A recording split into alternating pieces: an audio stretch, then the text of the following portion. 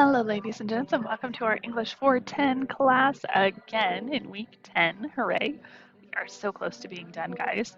I apologize for the late video posting. Our internet somehow line got cut with construction that was happening in our neighborhood, and I thought I'd be back in the evening. I was like, oh, I'll just record the video in the evening. It wasn't. It's still not back. So now I'm in a coffee shop recording videos and probably making people feel really uncomfortable watching me do it. So very fun. So this week we are working on our MIR. That's what we're doing. That's where we're going with this. Uh, Lots of fun stuff there. What you will find when you look at the MIR, the document itself, you'll find that you have done a lot of this. Like as we, yep, that's not what I wanted.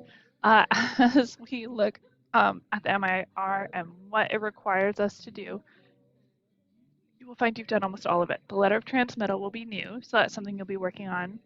But the actual body of the text is going to be very familiar. So um, you've got a lot of time to write that letter of transmittal, to come up with your appendices, to have your table of contents, to make sure everything is formatted the way it needs to be formatted.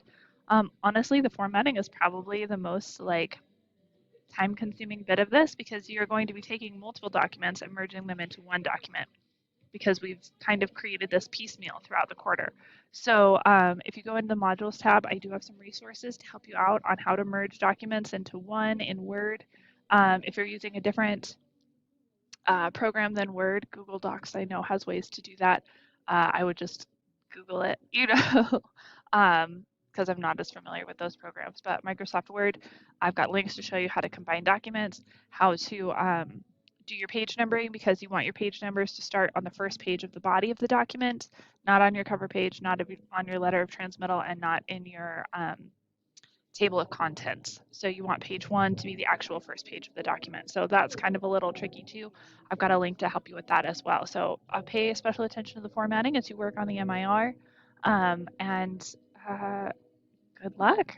This week you're also going to want to make sure that you have interviewed your person, whoever you decided to interview. We submitted those interview proposals a couple weeks ago. Hopefully you got those interviews scheduled and you're on track to do that because you are going to be doing the summary of those interviews this week. So just telling me how it went, what kind of answers you got, what kind of data might be helpful as you create the MIR, all of that good stuff. So make sure to follow up with that person if you haven't yet. Make sure to get that interview done. Remember that interview doesn't have to be in person. It can be in Zoom, over the phone, even email in a pinch will work. Email is not as ideal just because it's harder to ask those follow-up questions and get like real-time answers. But if you can't figure out a Zoom or a phone call, email will work. So just do your best to get that data so that you can incorporate it into your MIR. And we'll be doing a little Excel graphing exercise.